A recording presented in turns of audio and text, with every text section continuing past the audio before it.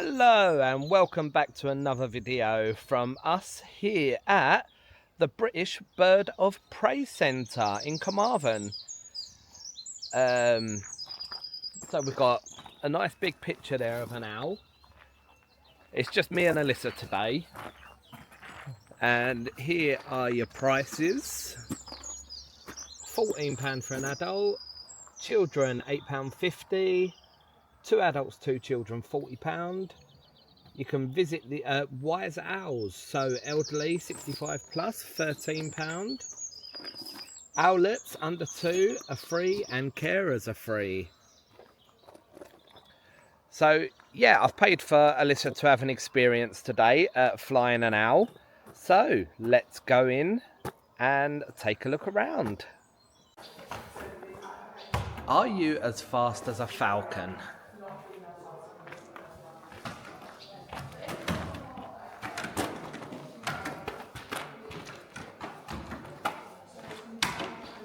Nice little interactive game here.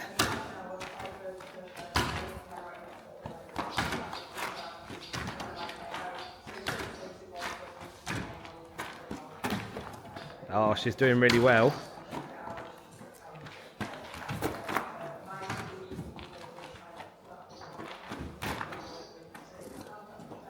Oh, well done. What's the results? She scored 20. That was really good. So you've got some little interactive screens here.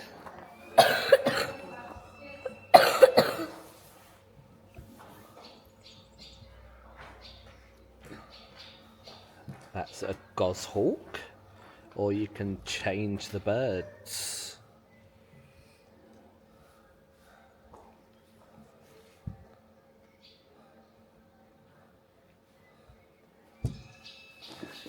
So we have paid for Alyssa to have an experience flying an owl at 11:30. See, as you come through reception, you just got a little shop here that sell different things. We'll have a proper look around a little bit later. You've got a little screen just in there where you can sit and find out some information. Oh, it's a guessing game.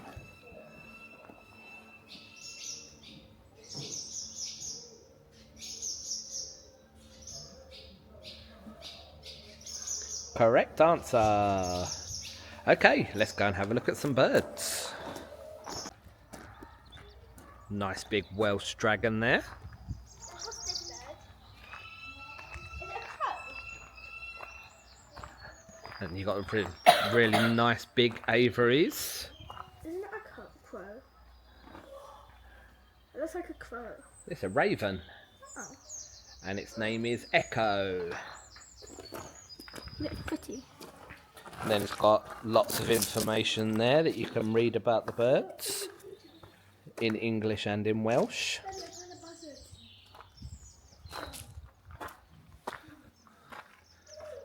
We've got a little buzzard here. It's a honey buzzard. I think it's having its breakfast. The aviaries are nice and big. I think they moved to this new site last year, so 2025. So they have, they could fit in bigger aviaries for the birds. Nice little goshawk.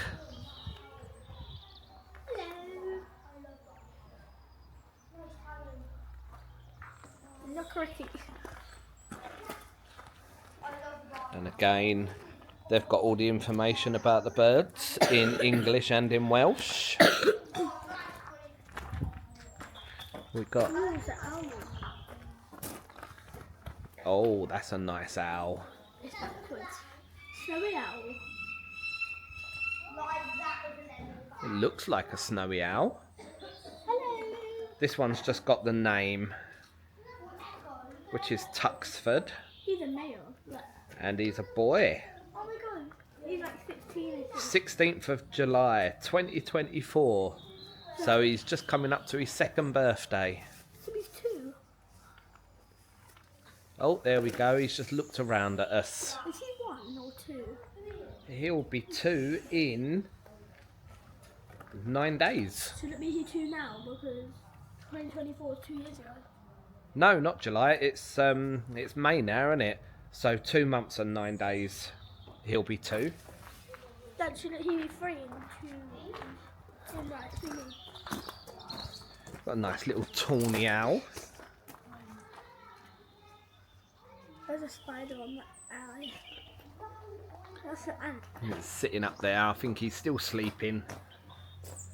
Why don't they sleep like that? I'm not screaming. Oh, then you know what this one is, don't ya? Snowy owl. No, it's a barn owl. That's a pretty barn owl. Spotty barn owl. Then you've got a little merlin here named Freya. She's a female. I thought it was a kestrel, but no, it's a merlin. Oh, we've got a little owl here. Hey, biscuit owl.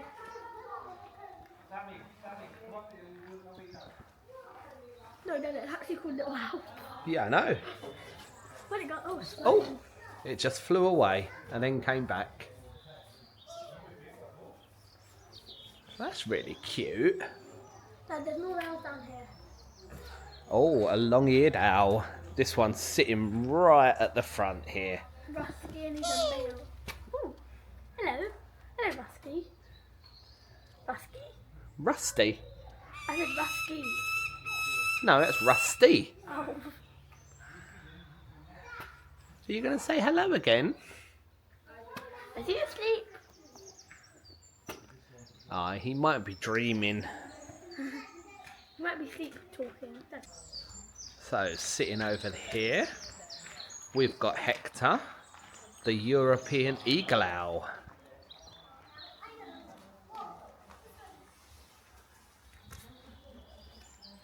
And we've got a lovely snowy owl named Margaret. Hello, Margaret. Her nail's long. Hello, Margaret. Oh, you're looking up. Look. Oh, everything's upside down. That looks really weird. Why are her eyes Again, the yellow? aviaries are lovely.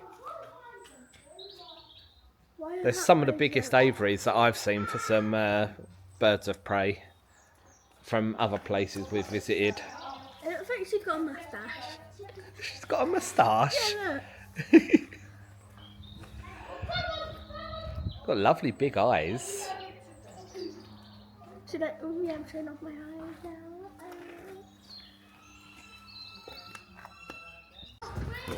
So we've got a little kestrel here. This is what I thought the merlin was. Boomerang. And he's a male. And his name is Boomerang, born in 2020. The 12th. So the 12th of June, he will be 6. He did just fly as we walked up to him. 2023. The 9th. There's another one that looks like a kestrel, but it's a Eurasian hobby. Vincent. And his name is Vincent, born in 2023. The 9th.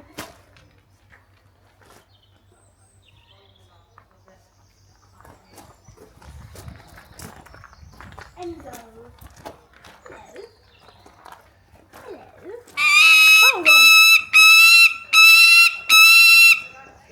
And we have Enzo saying hello to you. He's screaming. He's a peregrine falcon. Hello. 2016. He's 9. Turning 10 this year. Yep. Oh, he's flash. Enzo will be 10 on the 24th of June.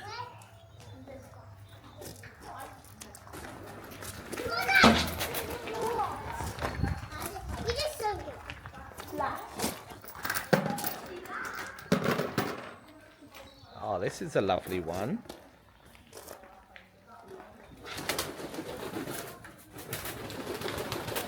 Flying around in there.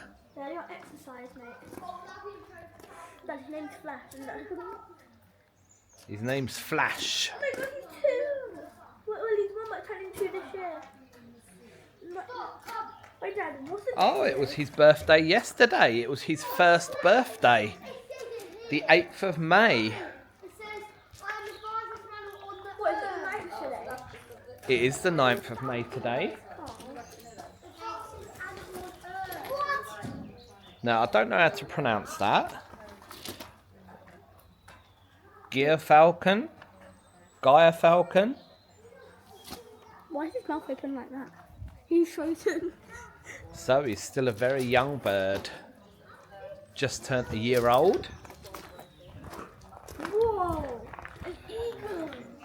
Now we've got a white-tailed sea eagle.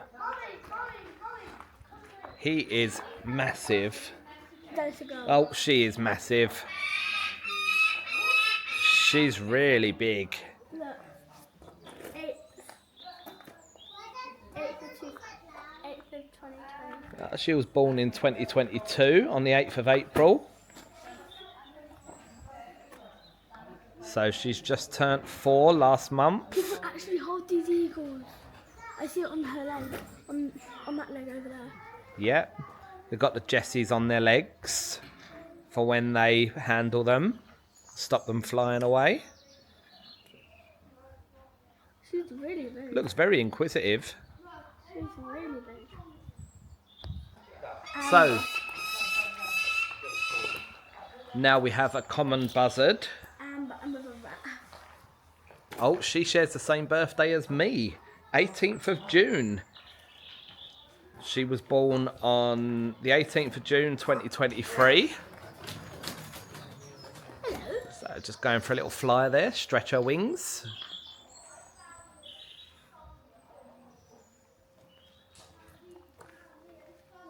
So when we're driving down country lanes, you usually see the buzzards sitting on top of telegraph poles. Now we have a red kite. We see these all the time. Ketchup. And this one's name is Ketchup. No, Dad, there's 2 names and I don't know which one it is. Dad, I think there's 2 birds in here. All used to be. Hello? You look very angry. It's either Tabasco, or ketchup. So who are you, Tabasco or Ketchup? Dad, I don't know what I'm there. But they're both born on the same day. Yeah, Wait, there might be siblings. you've got Tabasco and Ketchup. There might be twins if there isn't a horn. They might be. Both born on the 8th of May 2022. Dad, that says The 4th of May, sorry. Both male. Salsa. And then we have another red kite here. Called salsa. We see these flying over all the time where we live. And this one's called Salsa. See the female. Female, born on the 29th of April 2017.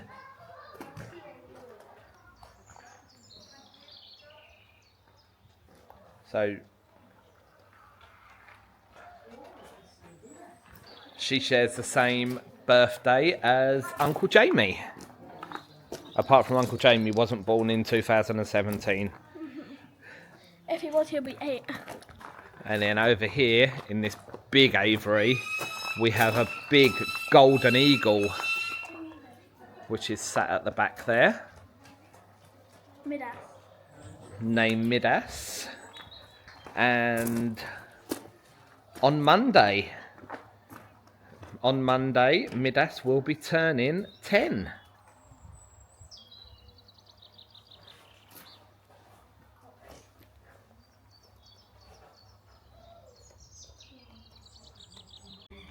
So just coming away from the aviaries, looks like they're building a nice little pond there. And you've got a cafe. we'll probably go in there a little bit later.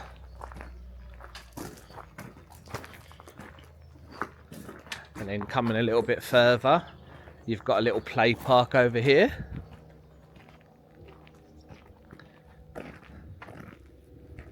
And it looks like you can go for a walk. Do you want to go and have a look in the park? Nah. For someone who didn't want to play in the park, she's found a little obstacle course to do. And then here, you can check what your wingspan is compared to some birds. Right, stand in the middle and open your arms. So your wingspan is probably the same as an osprey.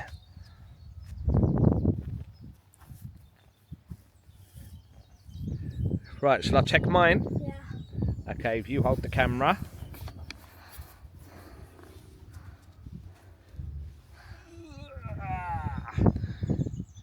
It's a golden thingy behind you. Golden eagle. Golden eagle. So my wingspan is the same as a golden eagle. I think the little play park is designed more for younger children. It's my castle. Alyssa's queen of the castle. Queen of the castle. I found something. His hand. Yeah, he's got a little picture of David Attenborough, who turned 100 yesterday on the 8th of May. And this is what it is.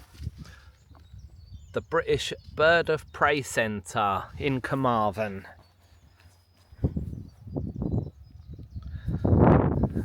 So they're on all the socials if you want to check them out. British Bird of Prey Centre. And it looks like just over there you've got the flying area where they put on 3 displays a day, 11, 1 and 3, so every couple of hours, and they bring different birds out. So Alyssa's now run away. I haven't got a clue where she's gone.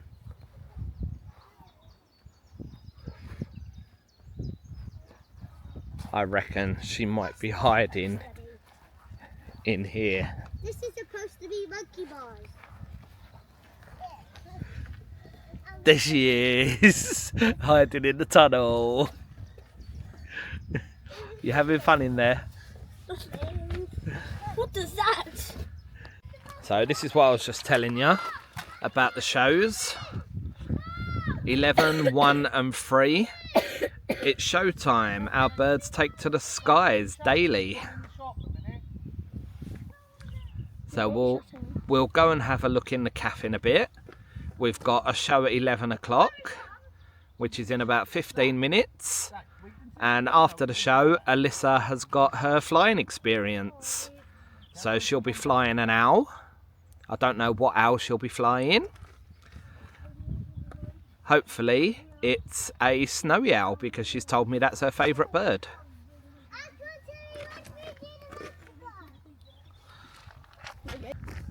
So we've just walked down to the flying area where they'll bring the birds out to fly them, and the views are absolutely gorgeous, looking over the hills.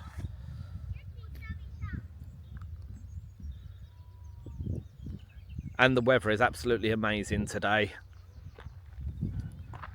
You got some cows in the field over there, and you got cows on the hill over there as well. So we're going to hang around here for the flying show.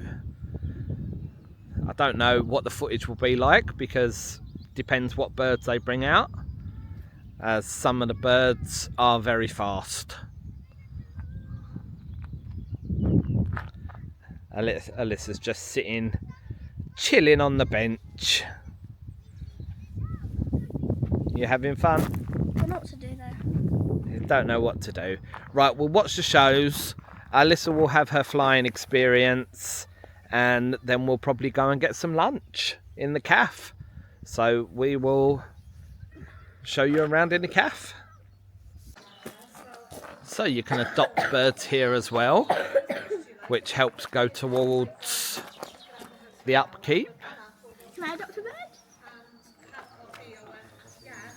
Lots of information here. Can I adopt a snowy owl?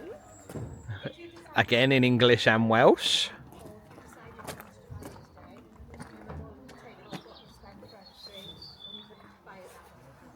I'm quickly going to come and sit in the audience because this is Margaret, our snowy owl, and I'm Dad, which basically means I've got a 50-50 chance of being completely ignored or she'll fly at my knees. So if I blend in, she hopefully won't spot me. So Margaret is our female snowy owl. This is very energetic for her. She's going to disappear in the long grass. And you might not see her for 5 minutes now. There we go. So that was Margaret. And we know she's a female snowy owl because she is probably more black than she is white. Now, you may question why we've got a snowy owl in the British Bird of Prey Centre, because they're not very British.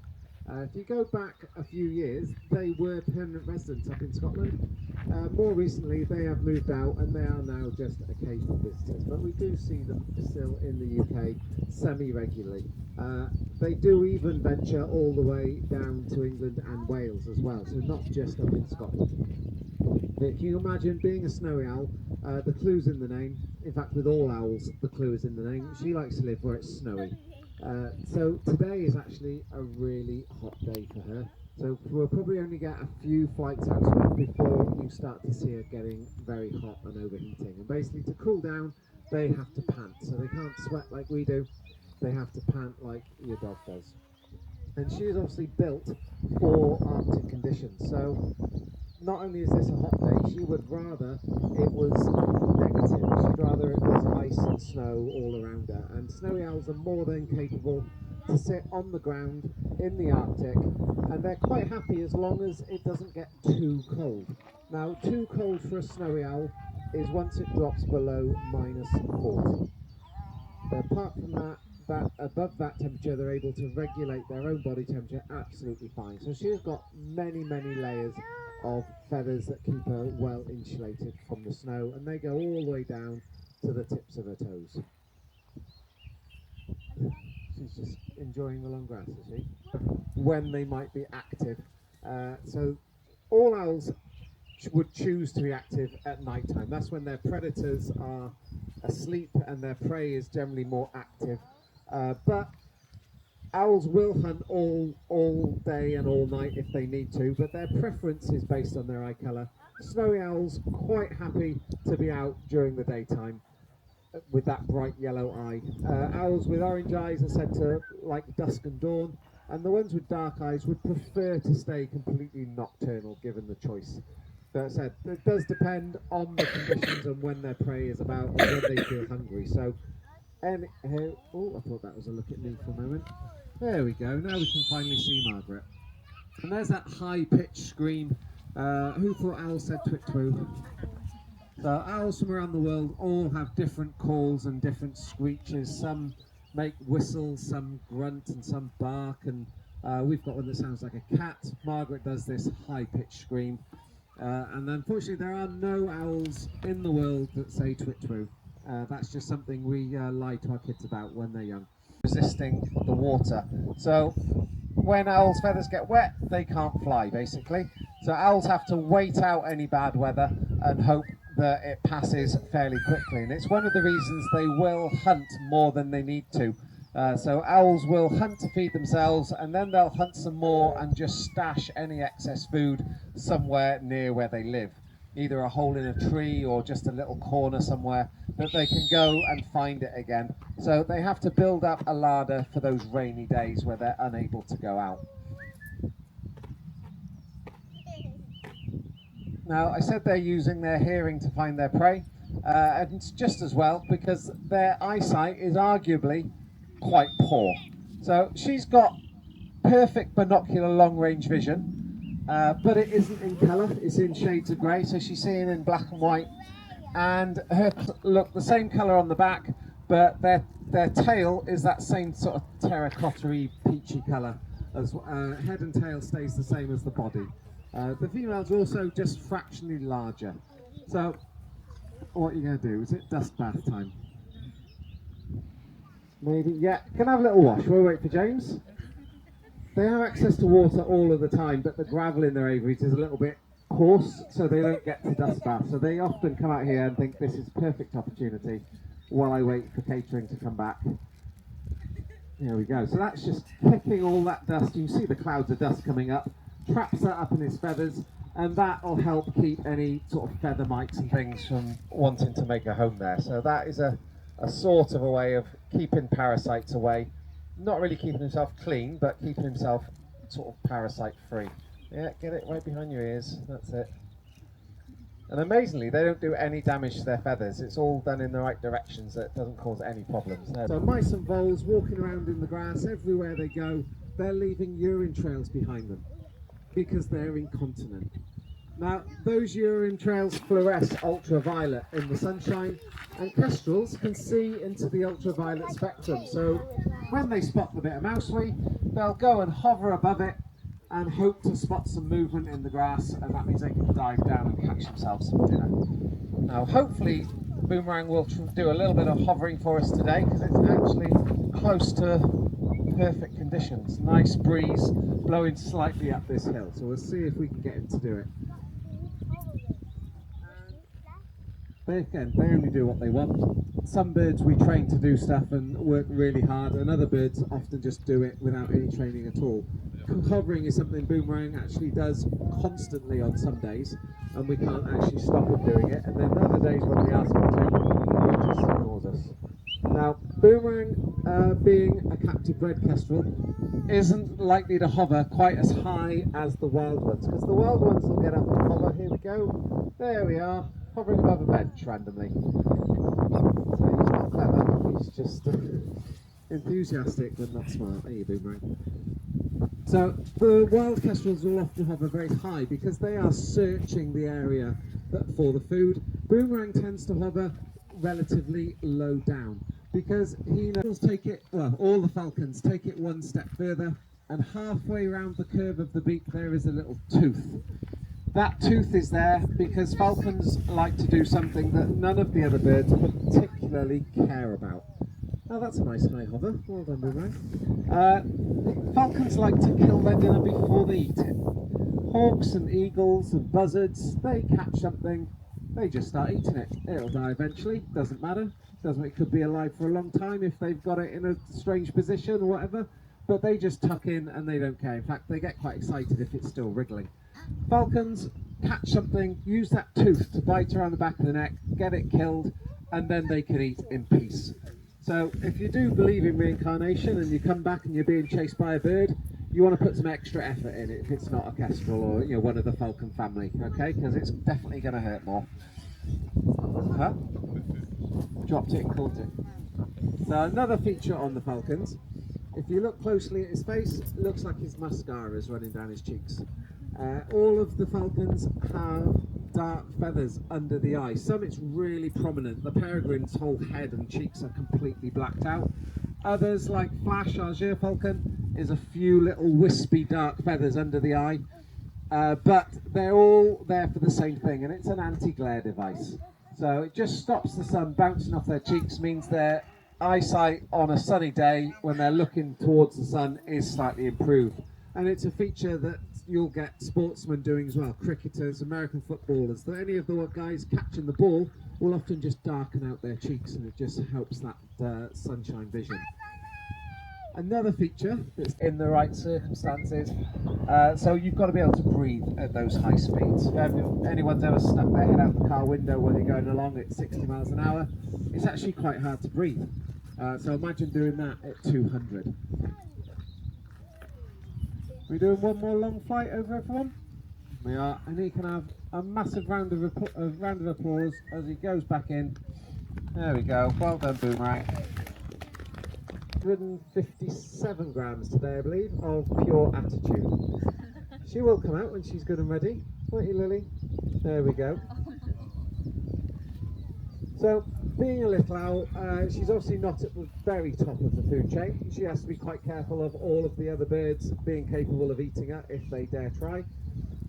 So you'll see when she's on the post, she can be a little bit tricky. She'll watch, look around in different directions, check the sky fairly regularly. And while she's looking at you, have a look at her eyebrows. They're fairly prominent, white set of eyebrows. And if I can get her to look the other way, Lily, okay, mate. Lily, turn around. There we are. She's got another set of white eyebrows on the back of her head. So those fake eyebrows are just there to make predators think that maybe she's already looking at them and they've lost the element of surprise. And that means that it's probably not worth trying to fly over and eat her. Once you've lost the element of surprise, you're not likely to catch the prey you want, and therefore trying is probably a waste of energy. And in the wild, wasting energy is always a bad thing, because you never know when your next meal's going to arrive. So those fake eyebrows possibly save her life on multiple occasions. Oh, terrified of children, aren't you, Lily? You see that ducking down just and looking over her shoulder, very, very paranoid, agoraphobic. And in the wild, they'd stay close to cover, stay near hedges and bushes and holes and logs, holes in trees, things like that. And they tend to stay and live around one area. Can you imagine she's not going to get up and soar around like buzzards, things like that. To all the other birds that allow them to fly completely silently. So first of all, they're very, very soft feathers, and they're covered in a fine powder. Basically, as the feather slowly breaks down, it creates dust, and that dust sits on the feather. So it's a bit like a butterfly wing. The front edge of all of her flight feathers are finely serrated, like a really small comb or a fine saw blade. And the really long flight, straight back into a box. Do you want to say anything though? Nothing today. Not chatting today. Right, all the way home. Can she do it in one go? No. Fail. Come on, Lily. There we go. 2 goes. Go on, give her a massive round of applause.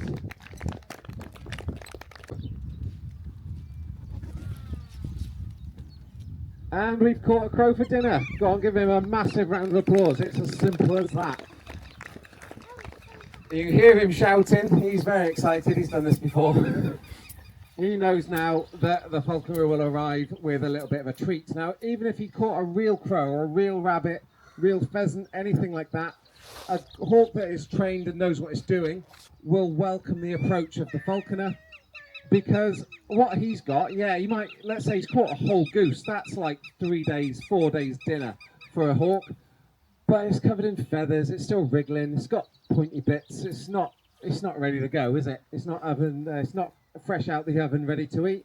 The falconer appears with a ready meal, a piece of meat that the hawk can eat straight away.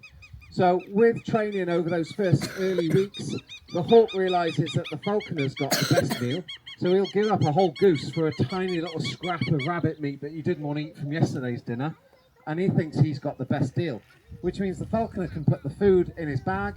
And if you've got a fit, trained, motivated goshawk, you can go out and do this all day. Catch yourself 10 rabbits, a couple of pheasants, maybe a goose as well. You can feed multiple families with one really good hawk, which is why they were so highly prized throughout history. The goshawk would have fed hundreds, if not thousands, of people through the ages. Now, he's a male, so he's quite a small one, tend to be slightly higher acceleration, but the girls would have been the higher prized birds for their size and power, almost double the size of Nariki here. There we are. Do you want to give him another little round of applause? At just shy of a kilo. Nariki weighs in at 800-ish grams, but Nariki's feet are probably double the size, because he is 99.9% hunter. This is 99% scavenger. They will occasionally hunt if you count raiding a bird's nest or eating an injured animal as hunting. Ideally, they're just going to come down, eat some worms, wait for the farmer to cut the grass, eat the dead mice, raid the odd bird's nest. They're nice and lazy, and they really have done an important job throughout history because they just clean up. They're Britain's version of the vulture. If there's something lying around, they'll come and eat it, so it's not there festering and causing problems. And in our history, they were highly regarded because of this. They were protected by law because they lived across the UK in all of our towns and cities, as well as across the countryside. And the ones in our towns and cities we thought were great because they kept the streets clean. There was less things lying around going smelly and horrible because the kites ate them and cleaned them up. Now, eventually we started to clean up our own act a little bit, which meant there was less abundant food for the kites. And the kites, pretty used to people, a bit like the seagulls are at the moment down in Tenby and Saundersfoot and wherever along the coast. They were a bit hungry, and so they thought, well, there's not enough food, I'm going to go and nick what he's got. And they'd come and nick the food right out of your hands, come and steal things. They generally started to be a bit of a pest. Bit just like the seagulls in Tenby. You can't walk out of a chip shop in Tenby without being very careful of losing your chips. So the laws protecting them were lifted, and we started to persecute the red kite, and we did a fantastic job because we managed to bring them down to 3 known nesting pairs in the whole of the UK. Nearly wiped them out completely. And it wasn't until we got down to these dangerously low numbers that someone said maybe we should stop persecuting them now. We'll look after them and try and bring them back. And that's when the conservation project started, which has been the most successful one in UK history. And where we are now is we've done such a good job at bringing them back, we've stopped counting. We stopped counting at about 2,000 pairs, 2,500 pairs. And we are even now exporting some of our kites to other parts of Europe to help them with their conservation projects. So, absolutely fantastic for the kite that they've come all the way back. Now, when we were still looking after them and having to be really careful, a lot of people liked feeding them. The feeding stations appeared, but also people were throwing food out into their gardens for them.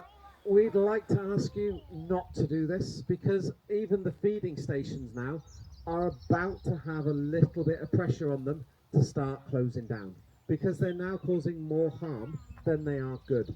They're keeping kites in overly dense numbers in those areas. They're promoting inbreeding. They're stopping the dispersal of the kites now.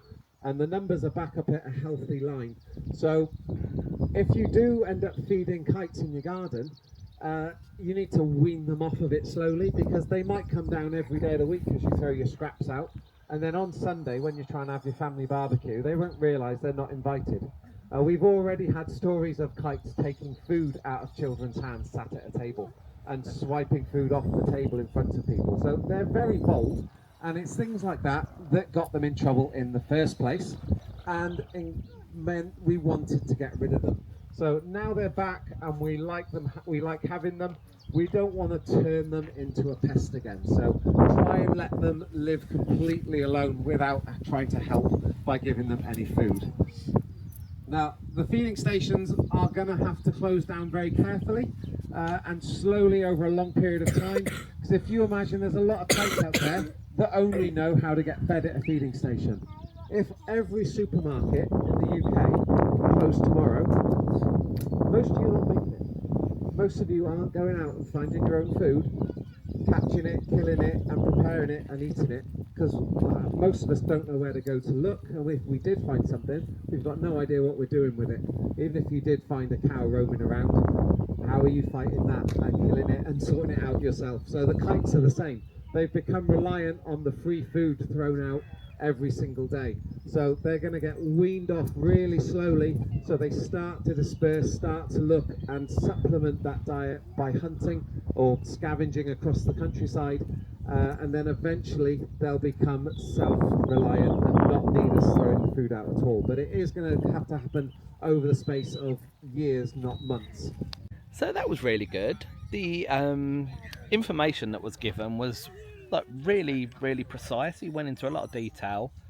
So yeah, it was really, really good. We're going to do Alyssa's flying experience now. So we're going to follow them to the indoor arena where that's going to happen. I'm going to use you as a bit of an example. Bend your elbow into your side, nice and tucked in, and just keep him nice and level. Imagine you're holding a glass of water, wine, beer, cider, drink of choice, and you'll sit there nice and happily. Nice and happy. You're going to spin round. Yeah, not too far. Sorry, I'm a little bit random, and I will talk to the bird more than I talk to you for the most part. Right, what I like to discuss while I'm doing this is assumptions on owls. I love to ruin everyone's facade of what an owl actually is. So everyone thinks they're cute and fluffy. They're not. So owls are demons in disguise, essentially. Alvaron. Stop it! There we go.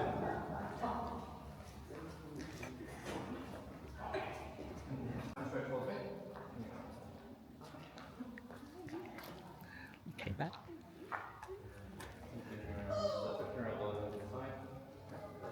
I'm just trying to protect his tail. So if you've read, before they understand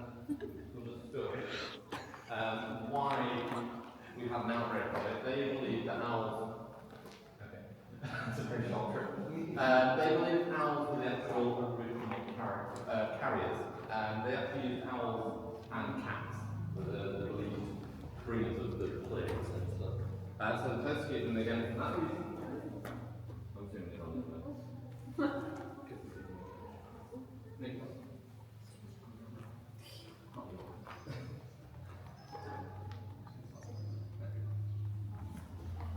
So they were expected to be on a plague that way, just if you want to sit in the house, you suddenly have an outbreak of plague. But what they didn't understand was obviously now that we know mice and rats carry it, and basically these guys were hunting the mice and rats. Let's see.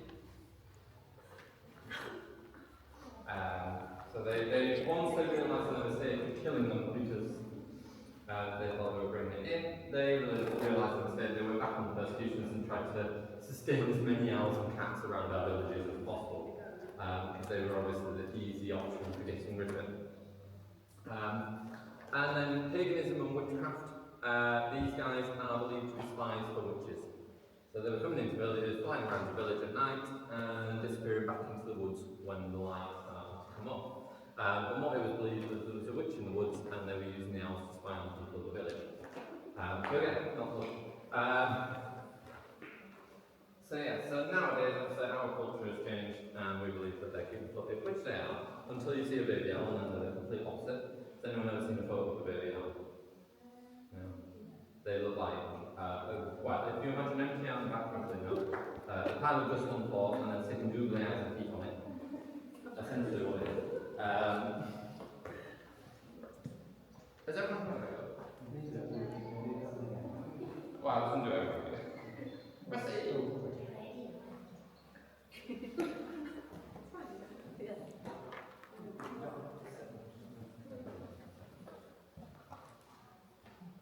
If you make your hands into a fist. And then the other assumptions of owls is where you are. Has everyone heard the term wise old owl, or have been called wise owl? And basically, we always believe that they're intelligent. They're not. Pound for pound, size of brain to size of body, they are the second stupidest bird on the planet. The number one smallest brain, two size of owl, size of bird is actually an ostrich, and then owls are your close second. We believe that they're wise because historically in Greek mythology, the goddess Athena is the goddess of wisdom and battle strategy.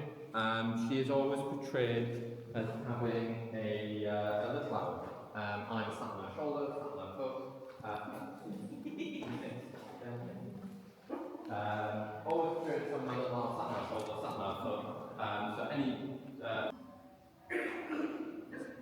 but yeah, he is a bit of a thief. So when we were, did anyone visit us in the botanical gardens? Yes. So Rusty used to help himself go in the shop, and he used to grab the first teddy, shoot back out, and he was gone before you even saw him. He'd spend 3-4 hours in a tree eating said teddy, drop it in a bramble bush, not be able to get it back out, and come back as if nothing had happened. He is essentially a kid who has a brother. I know this story because I used to do it with my brother.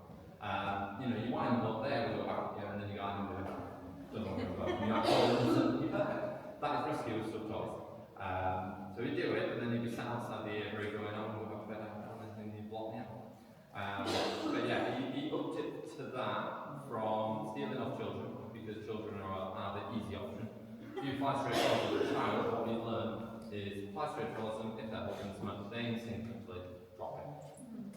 So if a child's holding the teddy, he just flies straight at them. They will drop it, he grabs it and disappears.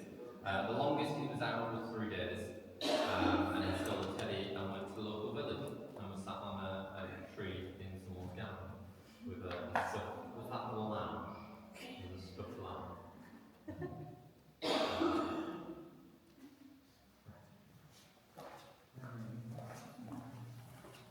You come in? You bring your own. He doesn't know what to do.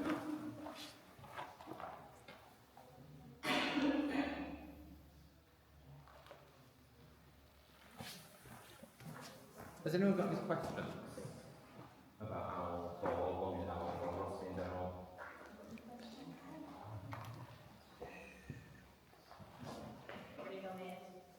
They're not here. Just to be really confusing. So Alyssa's just completed her owl flying experience. What did you think of it, Alyssa? Good. What was your favourite part? I like Rusty. You like Rusty. It was a long-eared owl named Rusty, and he didn't want to go back in his box. So yeah, he just wanted to fly around. That's why they do the experience inside with Rusty, so he doesn't end up disappearing.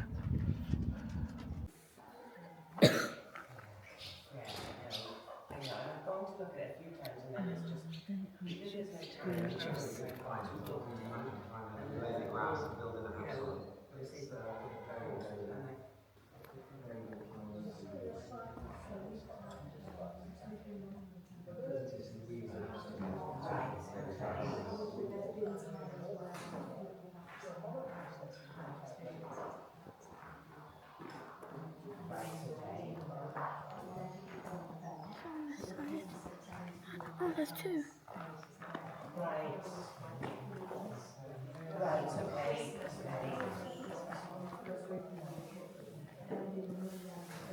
It's rainbow. The little harvest mouse.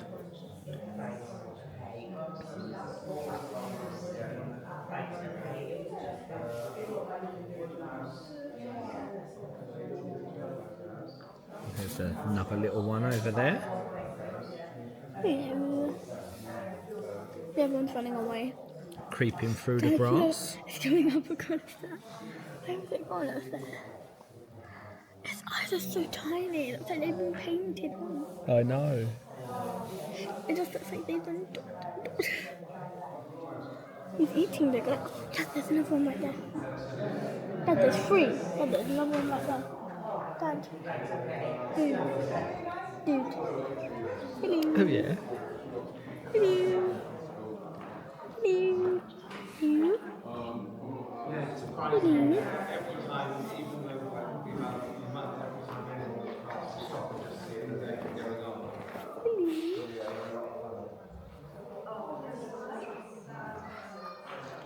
And then there's some information up there about harvest mice.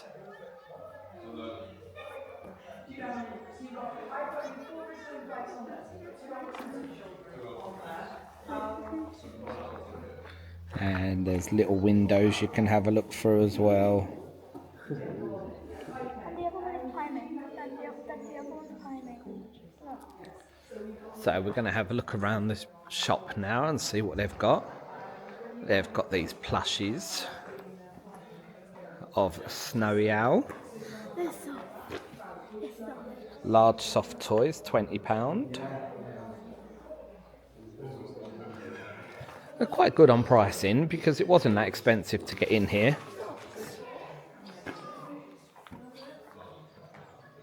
Then you've got your branded bottles, water bottles, branded cups. You've got like hatching eggs, all your fridge magnets, which we're probably going to get one because we get a fridge magnet from everywhere new that we go. Bird box.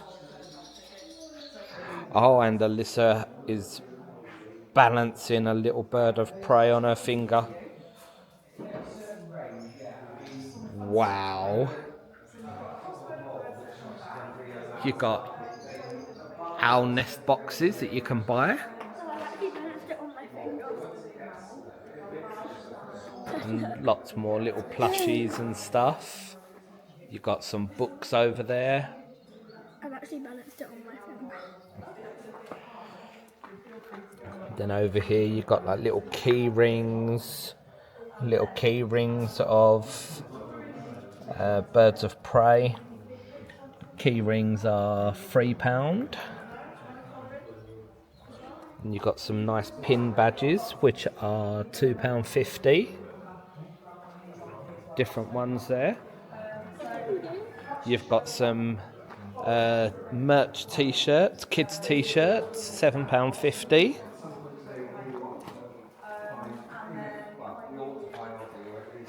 You've got some stone bracelets. Oh, there's a little owl. It's come to say hello. Then we got some little owl candles. And your bird key rings. And some scarves there as well, which are £7.50. The key rings are £3. Oh, Alyssa's found a little key ring of a little pink owl. What are they? Are they like stickers? Yeah. You got stickers and pens. Yeah, so they've got a wide variety of stuff here. You've got medium soft toys, £7.50. Hatching chick eggs, £5. So we're probably going to get a magnet now. So I'll see what one Alyssa wants to get, see what her favourite bird was, and then we'll be heading off to get something to eat. There was a cafe here, but not a massive variety. Sort of baguettes and cakes and stuff like that. Not really hot food. So we're going to go somewhere and get some hot food. Right, so we've just left the Bird of Prey Centre here in Camarthan. We are going to go and get something to eat now. So thank you for joining us. I know this video is not as long as what we usually do, but thank you for joining us. And Alyssa, what was your favourite part? I'm flying the owls. Flying Rusty. And because... oh, I can't reach it. Because Alyssa liked Rusty so much, I bought her a little fridge magnet of Rusty, a little picture of Rusty with his name at the bottom, so she can remember Flying Rusty. I will speak to Mum because Alyssa wants to adopt Rusty, which does mean that he does have to stay at the Bird of Prey Centre, but Alyssa gets some presents like pictures and stuff like that, a key ring of Rusty and updates on how he's doing. But I'll speak to Mum about that, and it might be a birthday present this year. Right, we are going to go and get some food, and we will see you all on the next one. Thank you for joining us, everyone. Bye. And remember, go and have your own adventures.